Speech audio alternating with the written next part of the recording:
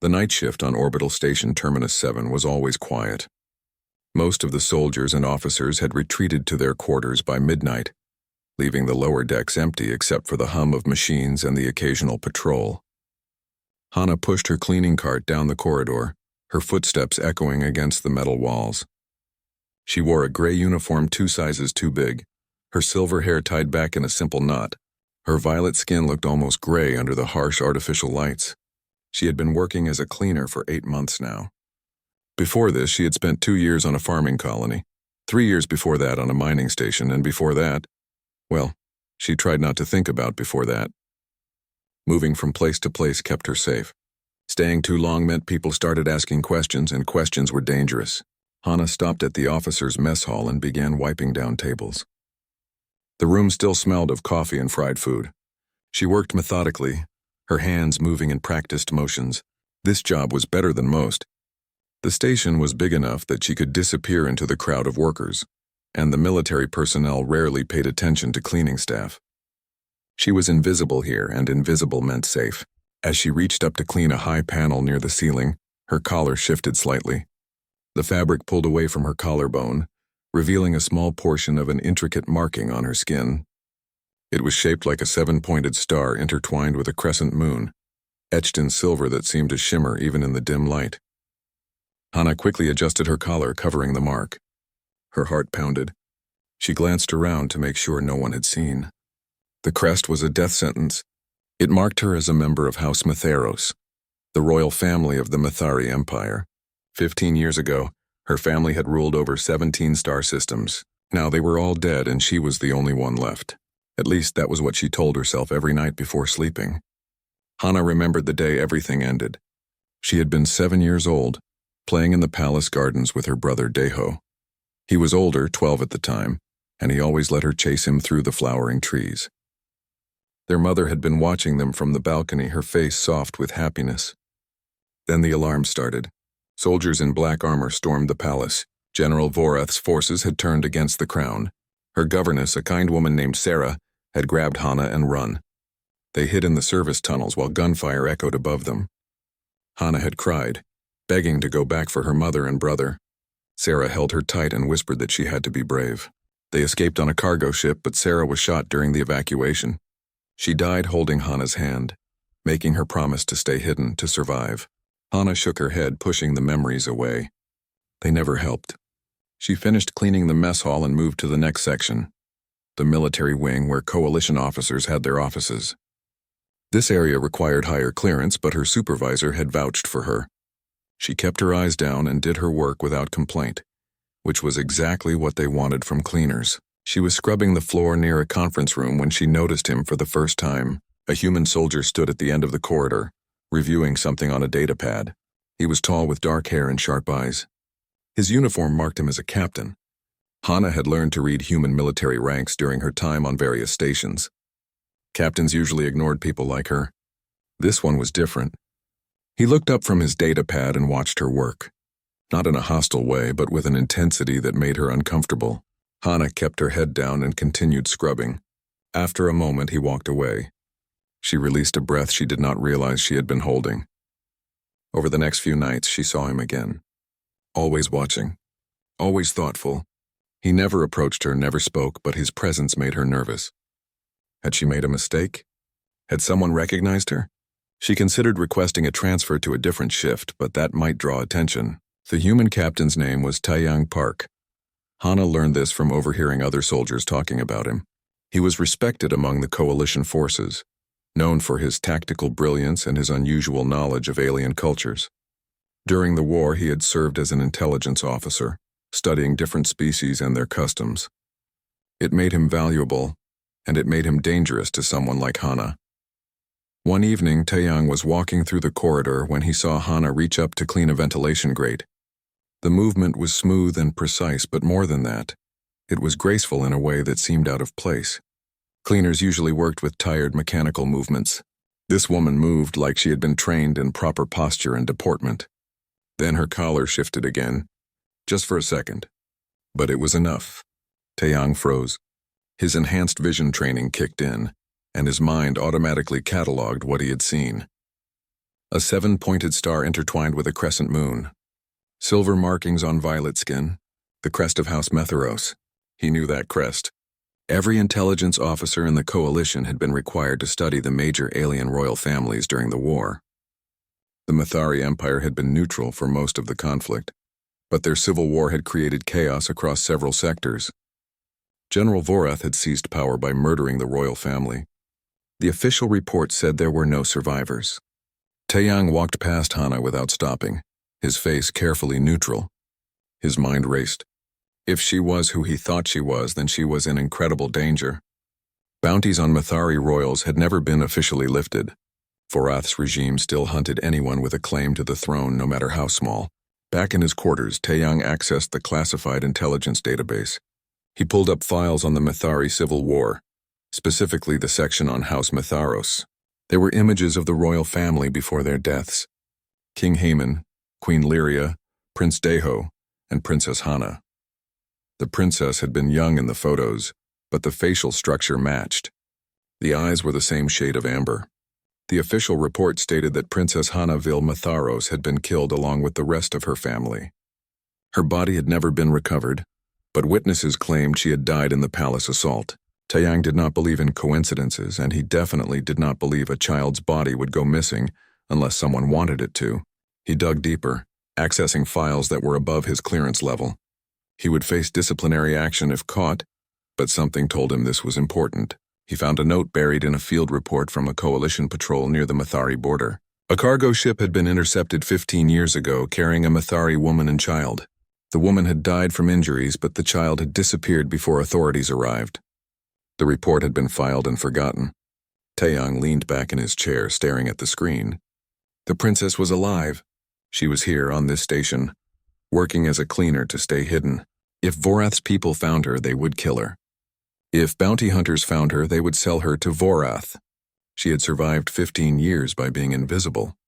He thought about his own experiences during the war.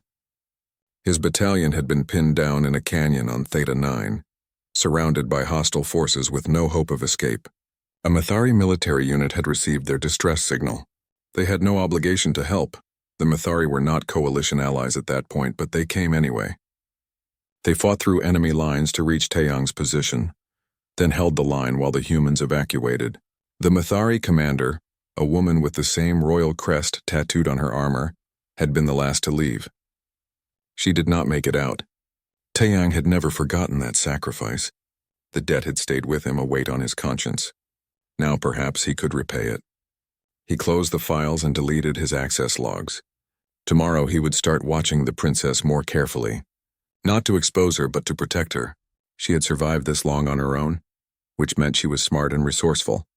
But everyone needed allies eventually, and Taeyang decided he would be hers, whether she wanted it or not. In her small room in the workers' dormitory, Hana lay awake in her narrow bed. She could not shake the feeling that something had changed. The human captain had seen something. She was sure of it. Tomorrow she would request a transfer to another station. It would take weeks to process, but she had to start planning her escape. She touched the crest beneath her collar, feeling the familiar ridges of the marking. It was the only thing she had left of her family, the only proof that she had once been someone important. Sometimes she wished she could cut it out, erase the evidence of who she was. But it was part of her skin, part of her identity. She could not escape it any more than she could escape her memories. Hana closed her eyes and tried to sleep. Tomorrow would be another day of staying invisible, staying safe. She had been doing it for 15 years. She could do it for 15 more if she had to. Survival was all that mattered now. Taeyang decided to move carefully. Approaching the princess directly would frighten her, possibly cause her to run. He needed to establish trust first, and that would take time. He started small. The next evening, he made sure to cross paths with Hana in one of the maintenance corridors. She was struggling with a large waste container, trying to wheel it toward the disposal chute. The container was nearly as tall as she was, and the wheels kept catching on the uneven floor panels. "Let me help with that," Taeyang said, keeping his voice casual and friendly. Hana looked up, startled. She recognized him immediately, the captain who had been watching her. Her first instinct was to refuse, but saying no to a coalition officer might seem suspicious. She nodded silently and stepped aside. Taeyang grabbed the container and pushed it easily down the corridor. His military training made the task simple. "These old stations have terrible flooring," he said conversationally. "Half the panels are warped from age. Makes everything harder than it should be." Hana followed behind him, uncertain how to respond. Why was a captain helping a cleaner? It made no sense. When they reached the disposal chute, Taeyang emptied the container and handed it back to her. "There you go," he said with a slight smile. "Have a good evening." Before Hana could reply, he walked away. She stood there confused and wary. Maybe it had been a random act of kindness, or maybe it was something else. Over the next week, Taeyang found more reasons to be near Hana's work areas. He never pushed conversation, never asked personal questions. Sometimes he would simply nod at her in passing. Once he left a sealed food packet on her cleaning cart, military rations that were far better quality than what station workers received. When she looked around to see who had left it, he was already gone. Hana did not know what to make of him. Part of her wanted to trust the small gestures of kindness, but trust had nearly gotten her killed before. She kept her distance and continued planning her transfer request. Then came the night of the reactor leak. Station alarms blared at 2 a.m, red emergency lights flooding the corridors. Hana was on the lower decks when it happened. She heard the automated warning announce a coolant leak in reactor section 4. Workers began pouring out of the mechanical areas, many of them panicking. The lower decks were a maze of passages, and most workers did not know the evacuation routes well. Hana saw people running in the wrong direction, toward sections that would be sealed off if the leak worsened. Without thinking, she stepped into the center of the corridor and raised her voice. "Everyone, stop!" Her voice cut through the noise with unexpected authority. People actually stopped and looked at her. "The evacuation route is this way. Follow me and stay calm. Panicking will only slow us down." She started walking toward the safe zone and people followed. Her posture had changed. Her back was straight, her movements purposeful. This was not a frightened cleaner.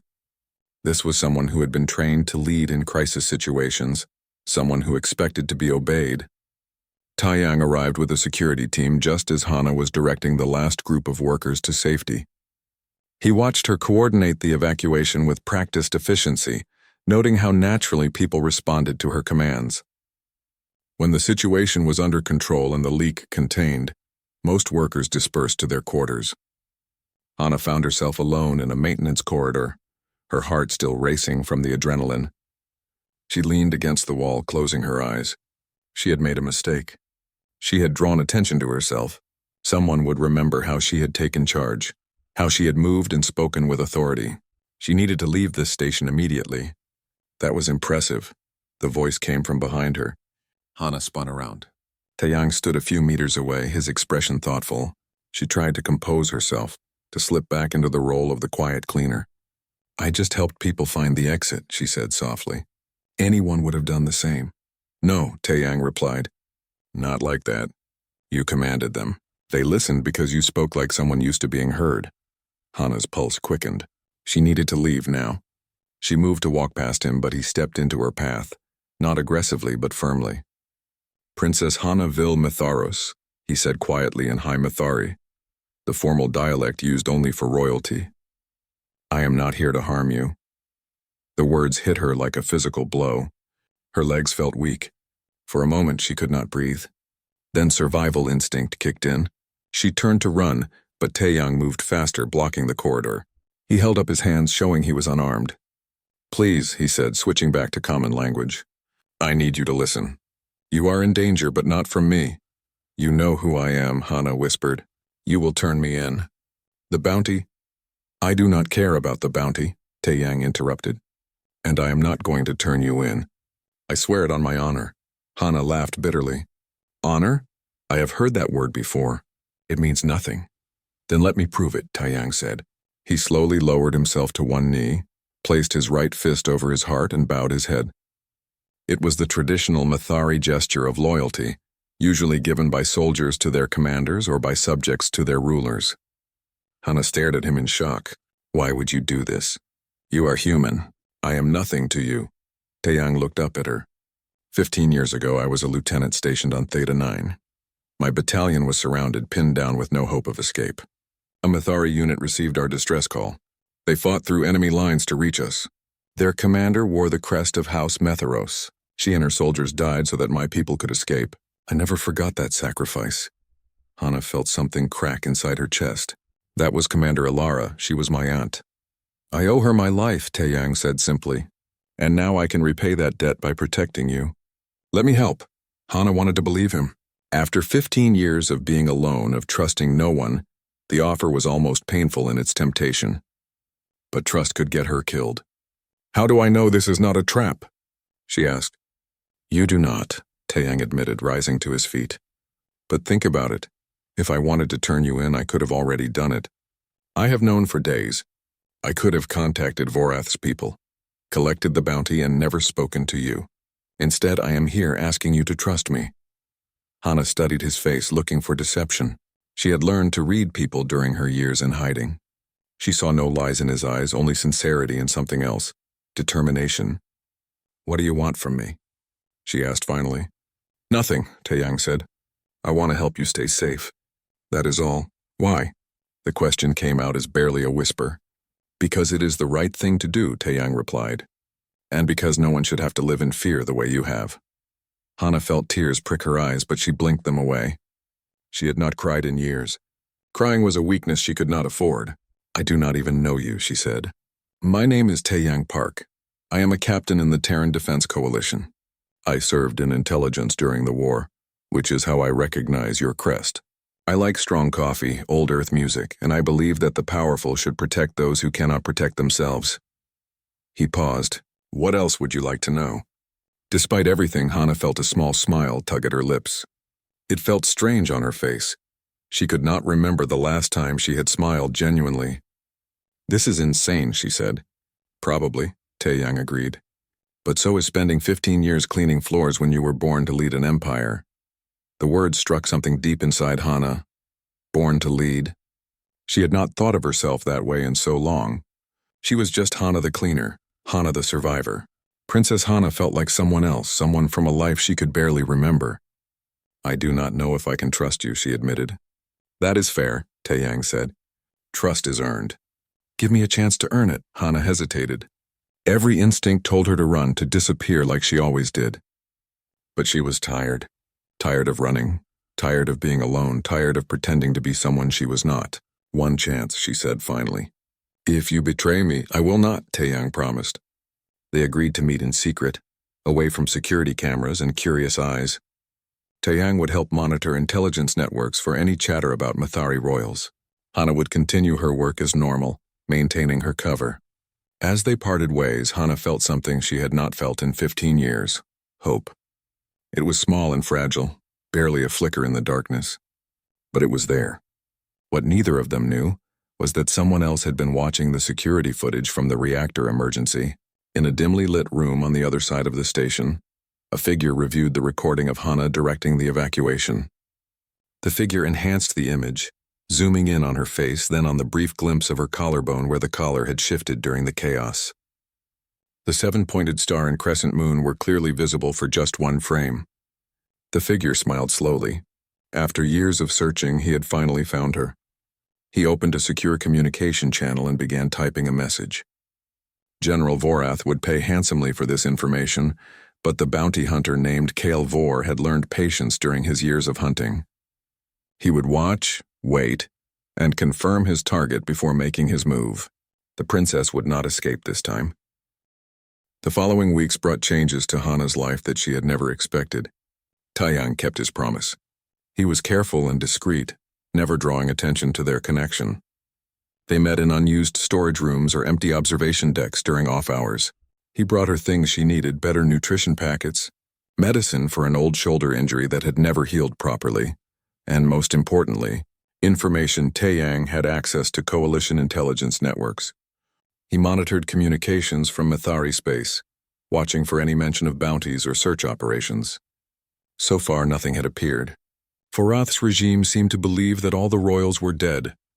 You have been safe so far, Taeyang told her during one of their meetings. But we should still be cautious.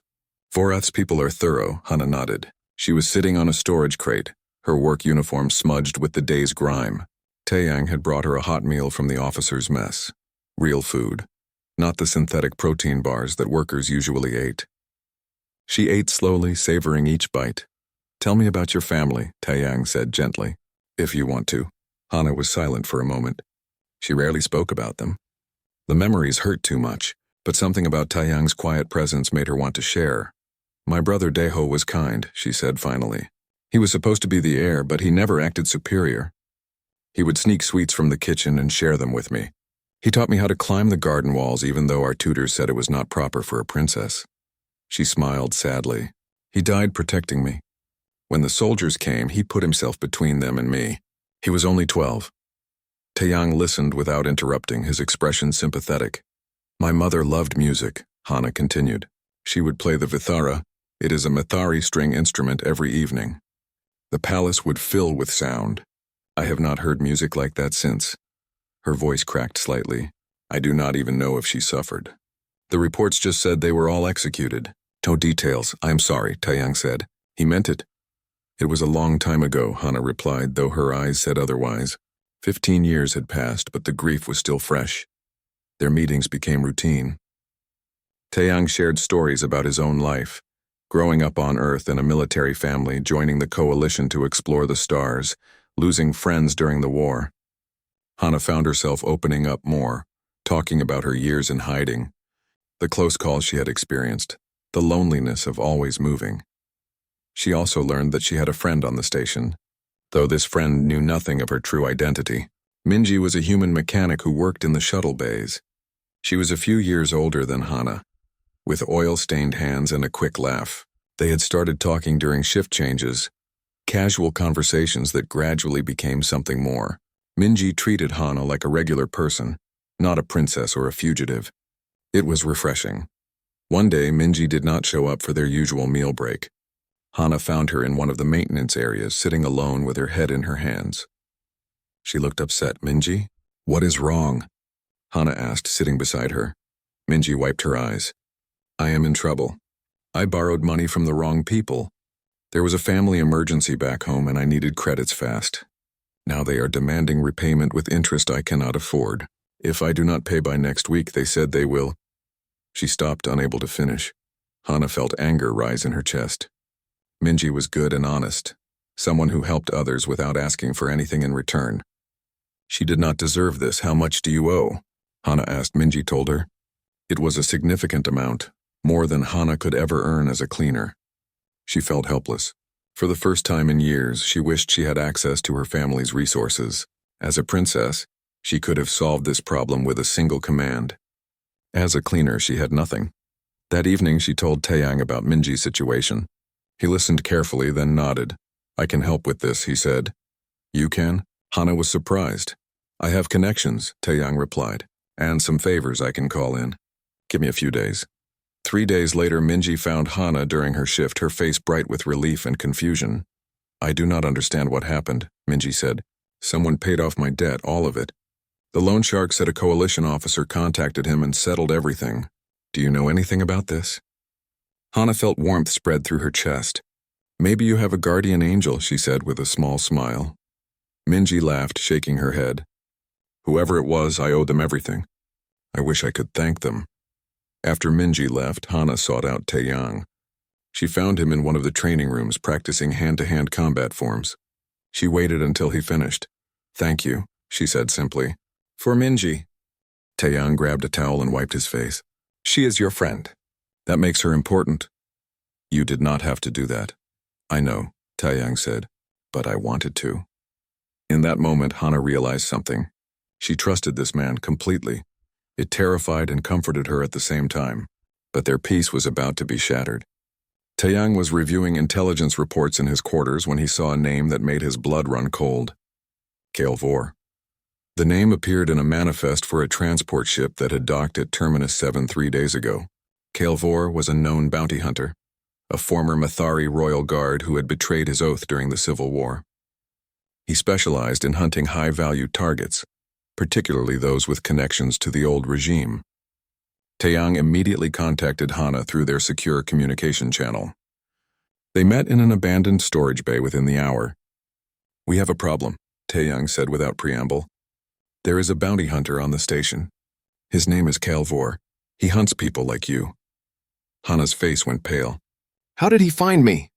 I do not know yet, but we need to get you off this station. Now. They developed a plan quickly.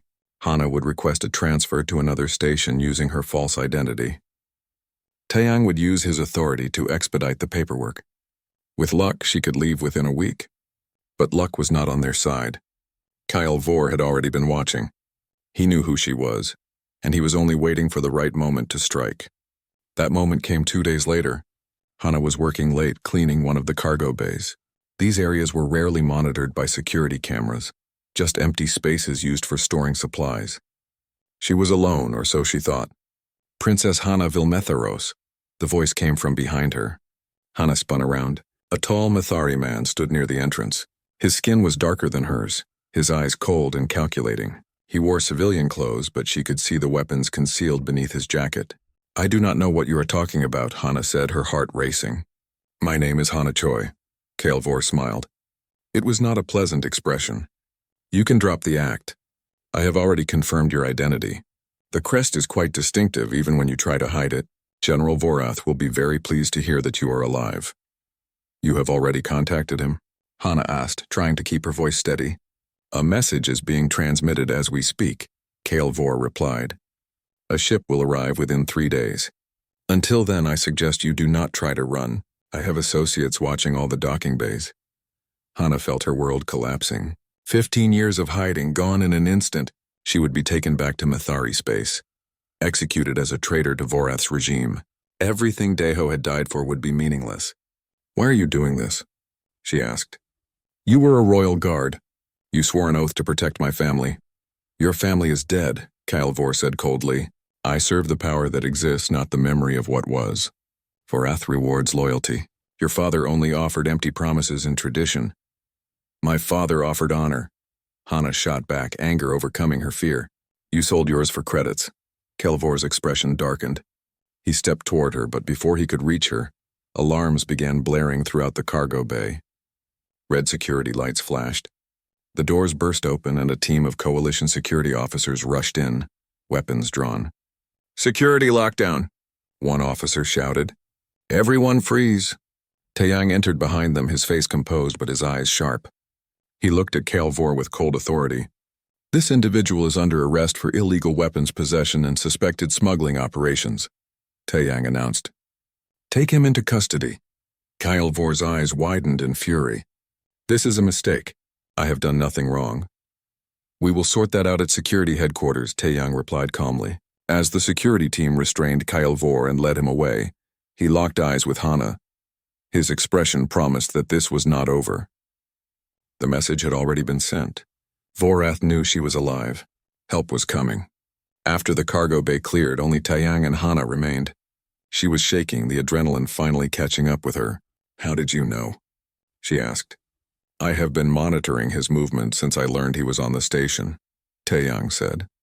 I had security track his location. When he moved toward the cargo bays during your shift, I knew what he was planning. He sent a message to Vorath, Hana said, her voice hollow. They know I am alive. They know where I am. Taeyang's jaw tightened. Then we cannot wait for official transfers. We need to leave tonight. Leave? Where would we go? There is a coalition transport leaving for Arcturus 4 in 4 hours, Taeyang explained. It is a frontier colony, remote and barely governed.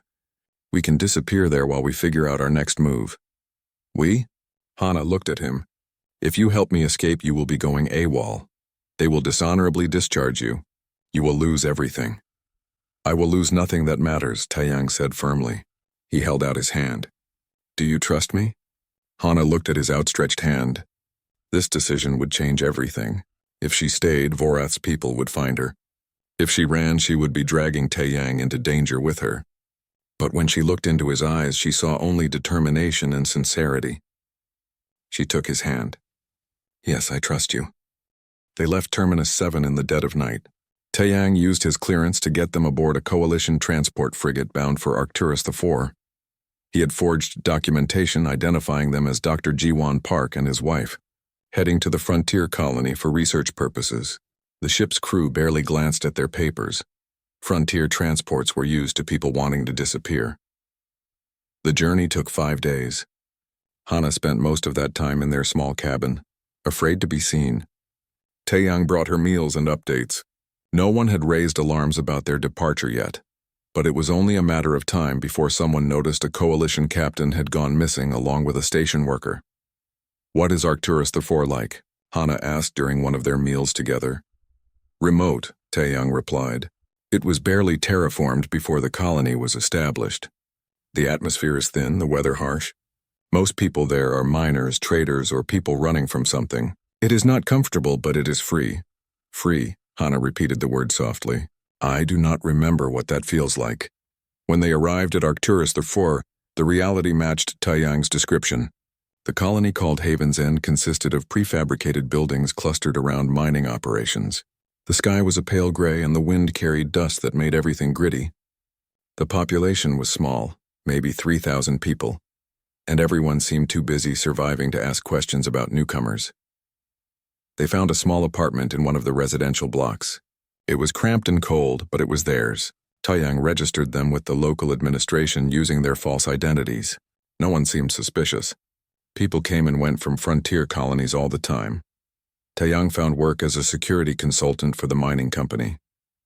His military training made him valuable, and the company paid well enough. Hana was more cautious about finding work. She feared her appearance would draw attention. Mithari were not common in this part of space. "You need to live," Taeyang told her gently. "Hiding in this apartment forever is not living. It is just a different kind of prison." He was right. Hana eventually took a position at the colony's small medical clinic. She had received extensive education as a princess, including medical training that all Mithari royals underwent. The clinic was understaffed and grateful for help. The head doctor, an elderly human named Dr. Kwan, asked few questions about her background. For the first time in 15 years, Hana began to build something like a normal life. She worked at the clinic during the day, treating miners for injuries and illnesses. In the evenings, she and Taeyang would cook meals together in their small kitchen, talking about their days like any ordinary couple.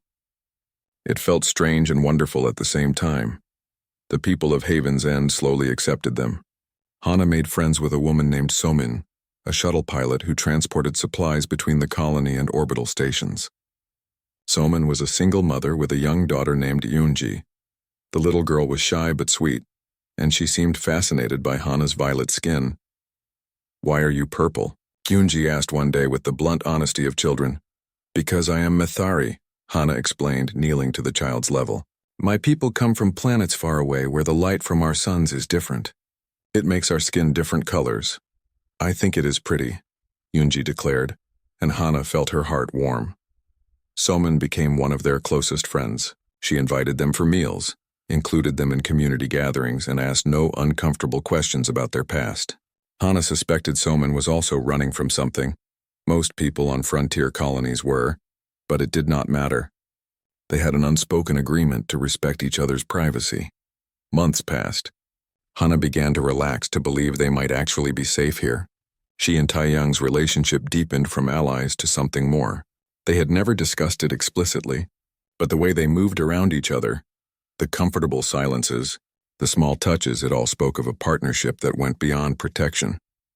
One evening, they sat on the roof of their building, watching the sun set over the dusty landscape. The sky turned orange and purple, colors that reminded Hana of home. "Do you regret it?" Hana asked quietly. "Leaving everything for me?" Taeyang did not hesitate. "No, not for a moment. You had a career, a future. Now you are a fugitive hiding on a frontier world." "I have something better," Taeyang said, looking at her. "I have a purpose. And I have you." Hana felt tears prick her eyes. She leaned against him and he wrapped his arm around her shoulders. For the first time since she was 7 years old, she felt truly safe. But their peace was about to end.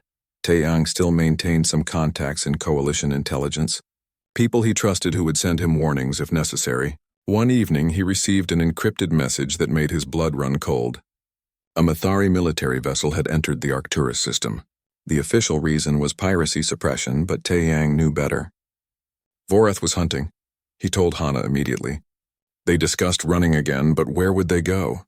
Vorath had resources across multiple systems. He would keep hunting until he found her. I need to contact someone, Taiyang said finally.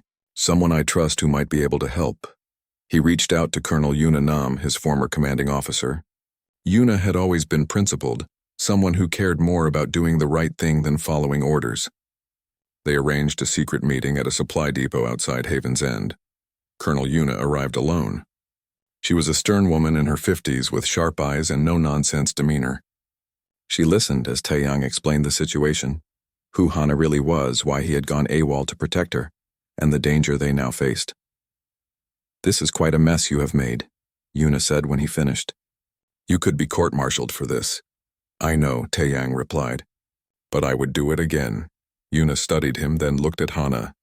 "And you, princess, what do you want?" Hana straightened her shoulders. "I want to stop running. I want my people to be free from Voreth's tyranny, but I do not know how." "I might," Yuna said slowly. "The coalition has been concerned about Voreth's regime for years. He has been destabilizing entire sectors. If we had someone with a legitimate claim to the Mathari throne, someone who could unite opposition to his rule, that would be valuable." "You want me to reclaim my throne," Hana said, understanding. "I want to offer you asylum in coalition space," Yuna clarified.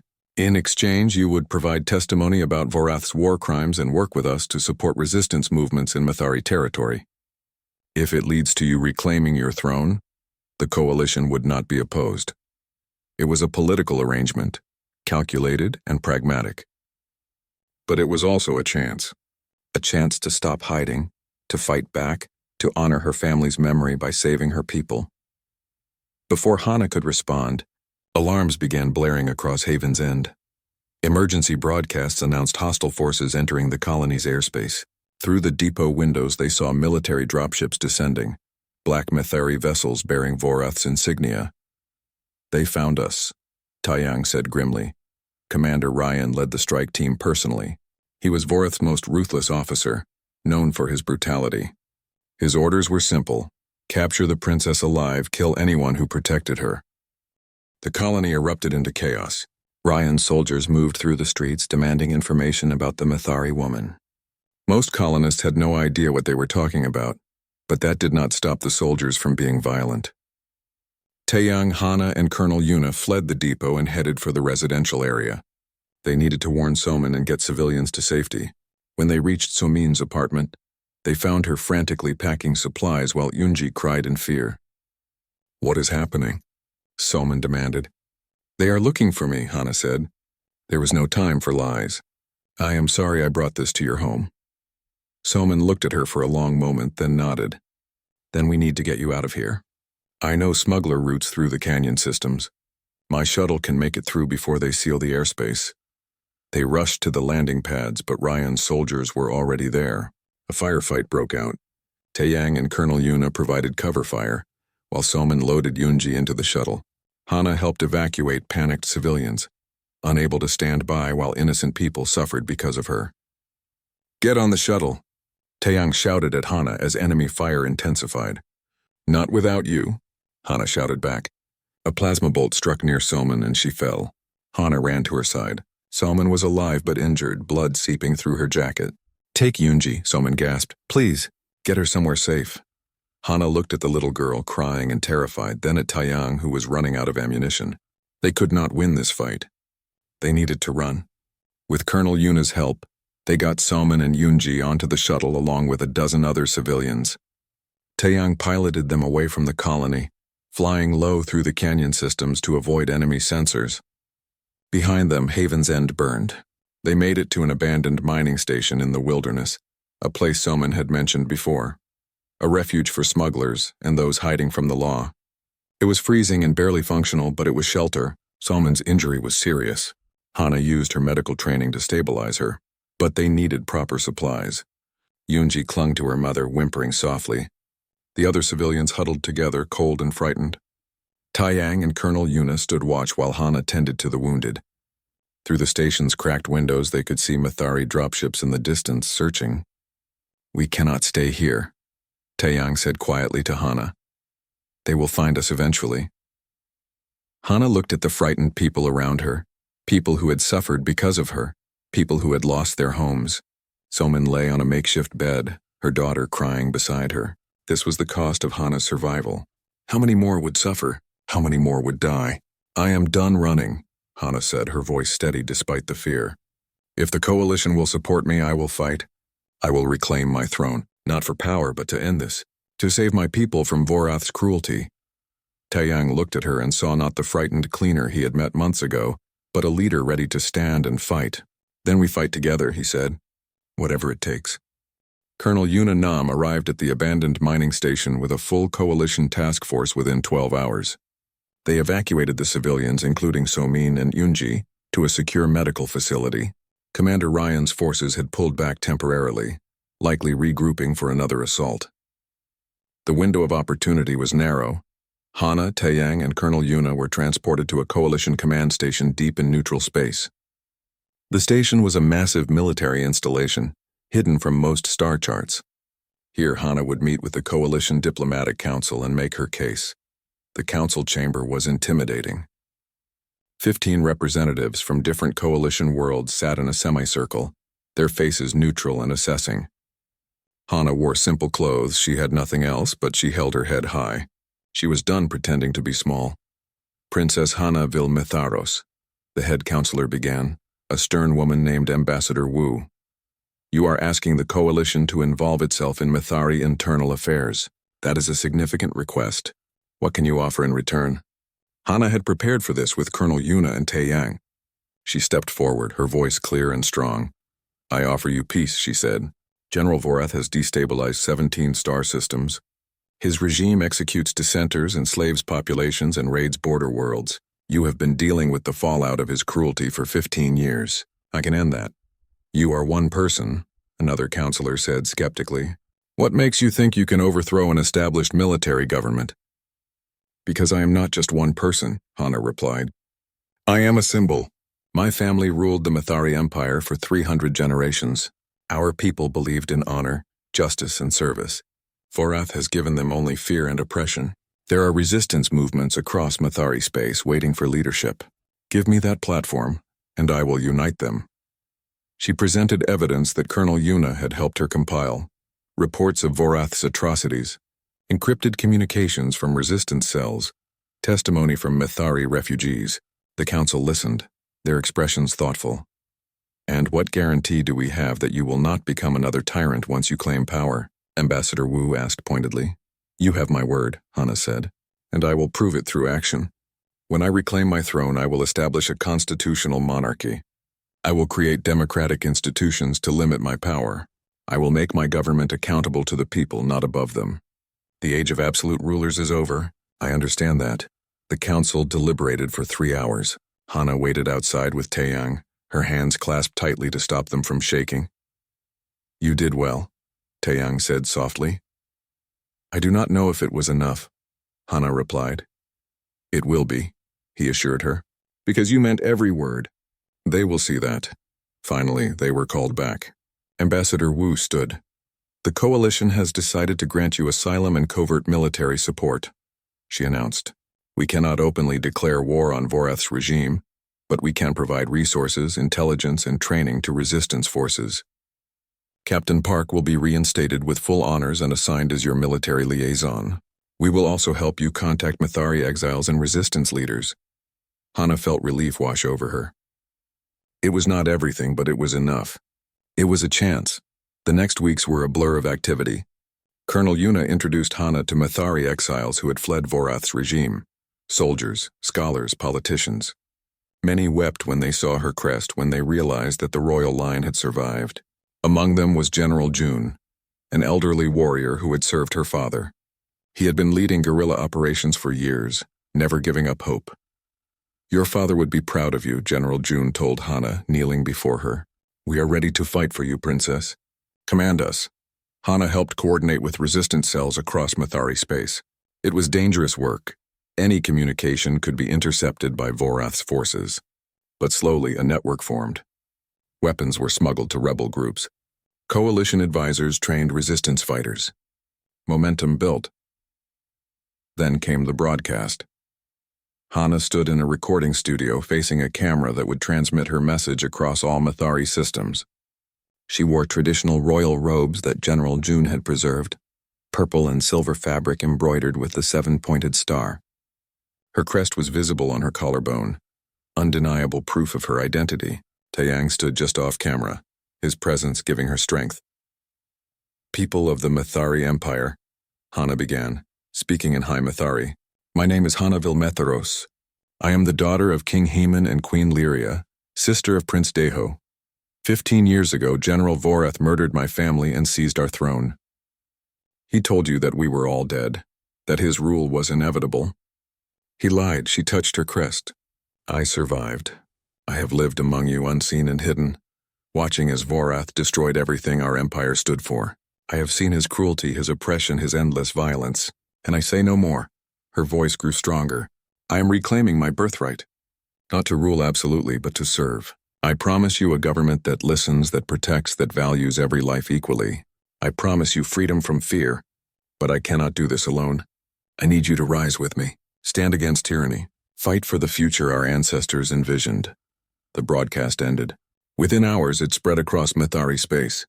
People watched it in their homes, in secret gatherings on public screens before Vorath's forces could shut them down.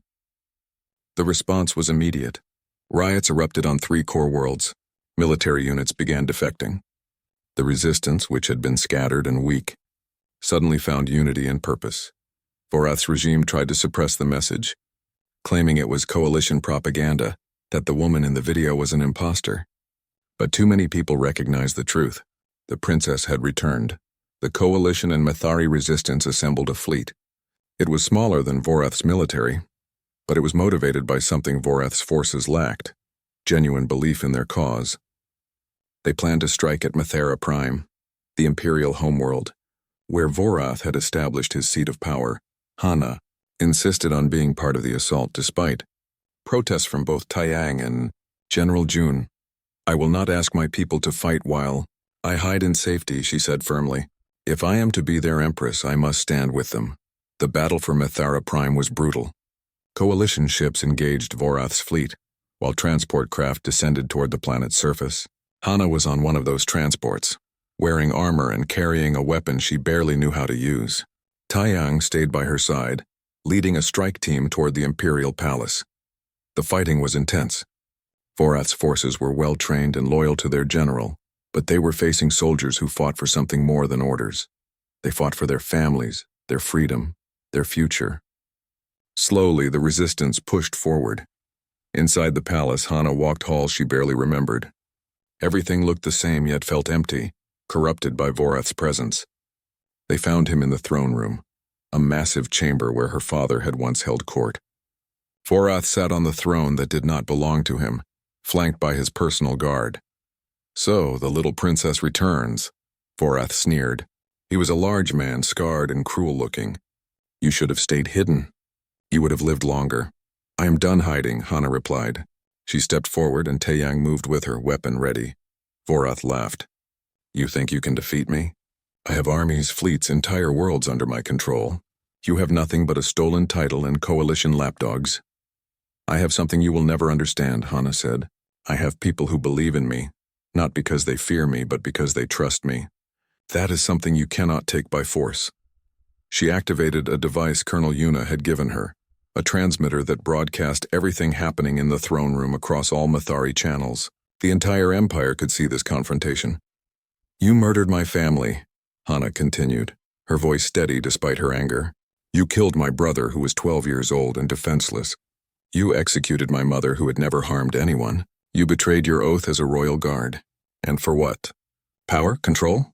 She displayed evidence on a holographic screen. Records of Vorath's atrocities, civilian massacres, torture facilities, stolen resources. Every crime documented and undeniable. "This is what you have given our people," Hana said to the watching empire. "This is your great leader. And I promise you it ends today." Vorath's expression darkened. He stood, drawing his weapon. His guards moved forward, but before violence could erupt, something unexpected happened. One of Vorath's own guards lowered his weapon. "I will not fight for you anymore," the guard said. Others followed. They had families, had suffered under Vorath's regime just like everyone else. Seeing the princess stand there, seeing the evidence of Vorath's crimes displayed for all to witness, It broke their loyalty. Vorath found himself alone. Coalition forces entered the throne room surrounding him. He was arrested without further bloodshed, his reign ending not with a grand battle but with abandonment by those he had tried to control through fear. The war was not completely over. Pockets of resistance remained across the empire, but the tide had turned. With Vorath captured and the capital secured, the path forward became clear. Hana's coronation took place 3 months later. It was a ceremony that blended ancient Mithari tradition with new democratic principles. She wore the royal crown, but she also signed the new constitution that limited her power and established representative government. She swore an oath not just to rule but to serve. Thousands attended the ceremony. Mithari from across the empire, coalition representatives, and former resistance fighters. General June stood proudly among the honor guard. Soman and Yunji watched from the crowd, Soman's injury healed but her face still bearing scars from Haven's End. They had earned seats of honor for their sacrifice. After the ceremony, Hana found Taeyang standing alone on a palace balcony looking out over the city. It was evening, and the lights were coming on across the capital. "You did it," Taeyang said when she joined him. "You saved your people." "We did it," Hana corrected. "I could never have done this without you." They stood in comfortable silence for a moment. Then Taeyang spoke again, his tone careful. "I have been reassigned back to Earth," he said. "The coalition thinks it is best to give you space to establish your government without human influence appearing too strong." Hana felt her heart sink. After everything they had been through, was he leaving? "Unless," Taeyang continued, "you wanted me to stay, as your chief liaison to the coalition, and," he hesitated, "and whatever else you might want." Hana turned to face him fully. "I spent 15 years alone, Taeyang. I do not want to do this without you. Not the political part, not any of it. I'm just a soldier," he said softly. "You are an empress." "You are the man who saw me when I was invisible," Hana replied. "You protected me when I had nothing. You believed in me before I believed in myself. That matters more than any title." She reached out and took his hand. "Stay with me. Help me build something good here, please." Taeyang smiled, a genuine warm smile that made Hana's heart flutter. "I would be honored," he said. 5 years passed. Empress Hana Vilmetharos ruled with wisdom and compassion, her government a model of progressive reform. The Mithari Empire prospered under democratic institutions while maintaining cultural traditions. The alliance with the coalition brought unprecedented cooperation between species. Hana stood in the palace gardens watching her daughter play among the flowering trees. Princess Yunji, named for the brave little girl who had survived Haven's End, ran through the gardens with Soman's daughter, who visited often. The two children laughed, their voices bright with joy. Taeyang joined Hana, their son balanced on his hip. Young Prince Daeho, named for Hana's brother, grabbed at his father's hair with chubby hands. "They are happy," Hana said, watching the children.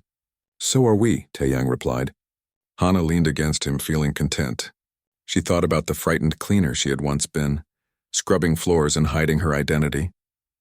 That woman felt like someone from another life. She had been so certain that survival was all she could hope for. But she had been wrong. She had found not just survival, but purpose.